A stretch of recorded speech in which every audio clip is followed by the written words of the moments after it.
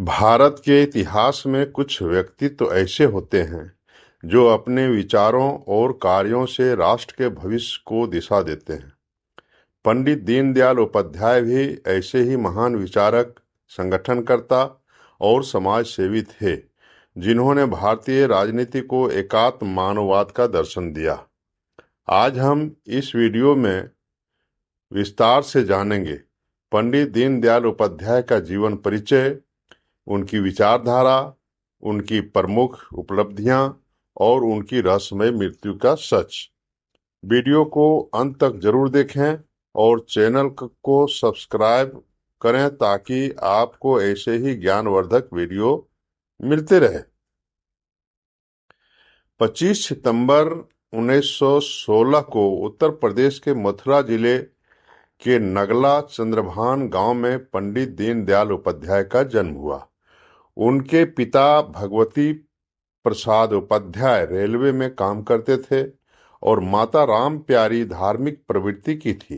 दुर्भाग्यवश जब वे छोटे ही थे तब उनके माता पिता का देहांत हो गया। जीवन संघर्षों से भरा था, लेकिन उन्होंने अपनी शिक्षा जारी रखी।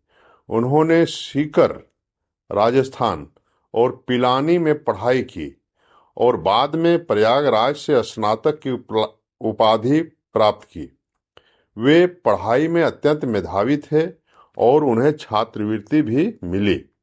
इसी दौरान वे राष्ट्रीय स्वयंसेवक संघ आरएसएस के संपर्क में आए और भारत के सांस्कृतिक पुनर्जागरण की ओर आकर्षित हुए। उन्होंने संघ के कार्यों में सक्रिय भूमिका निभाना शुरू कर दी। अपनी शिक्षा समाप्त करने के बाद उन्होंने राष्ट्रीय स्वयंसेवक संघ के पूर्णकालिक प्रचारक के रूप में कार्य करना शुरू किया। संघ के विचारों से प्रभावित होकर उन्होंने अपना जीवन राष्ट्र सेवा के लिए समर्पित कर दिया। 1951 में जब डॉक्टर श्यामा प्रसाद मुखर्जी ने भारतीय जनसंघ की स्थापना की, तब दीनदयाल उपाध्याय उनके प्रमुख स्तंभ बने। उन्हें 1953 में महासचिव बनाया गया और इस पद पर वे लगभग 15 वर्षों तक कार्यरत रहे। उन्होंने संगठन को पूरे भारत में फैलाने के लिए अथक प्रयास किए।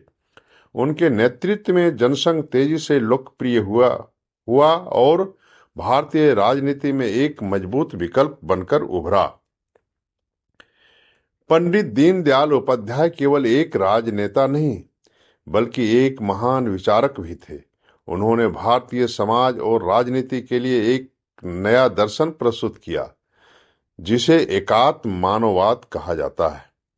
इस दर्शन का मूल उद्देश्य था विकास ऐसा हो जिसमें प्रत्येक व्यक्ति, विशेष रूप से समाज के अंतिम पंक्ति में खड़े व्यक्ति का भी कल्याण हो।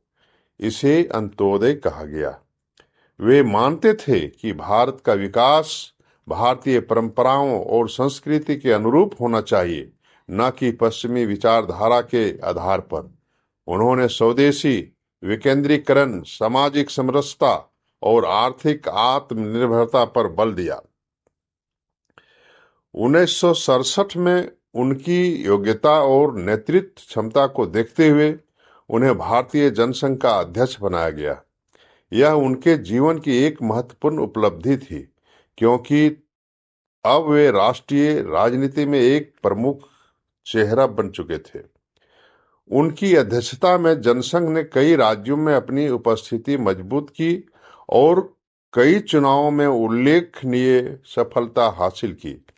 उनकी नीति थी राष्ट्रवाद, सांस्कृतिक पुनर्जागरण और समाज के अंतिम व्यक्ति तक विकास की पहुंच।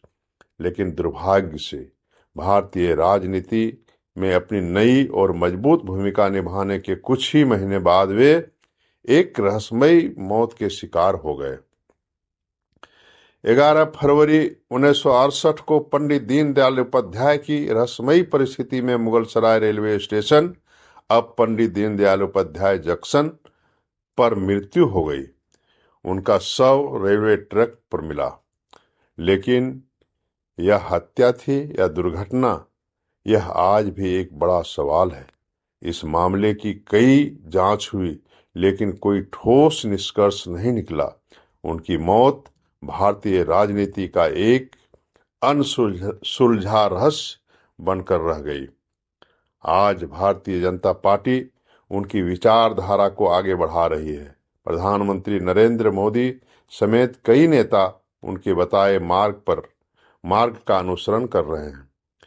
उनकी स्मृति में सरकार ने दीनदयाल अंत्योदय योजना, दीनदयाल उपाध्याय ग्राम ज्योति योजना जैसी योजनाएं चलाई है। मुगलसराय रेलवे स्टेशन का नाम बदलकर पंडित दीनदयाल उपाध्याय जंक्शन कर दिया गया, ताकि उनकी विरासत सदैव याद रखी जाए। मित्रों, अगर आपको यह वीडियो ज्ञानवर्धक लगा तो इसे लाइक करें, शेयर करें और दी अर्जुन वर्मा शो को सब्सक्राइब करें। अगले वीडियो में फिर मिलते हैं एक नए विषय के साथ। जय हिंद, वंदे मातरम।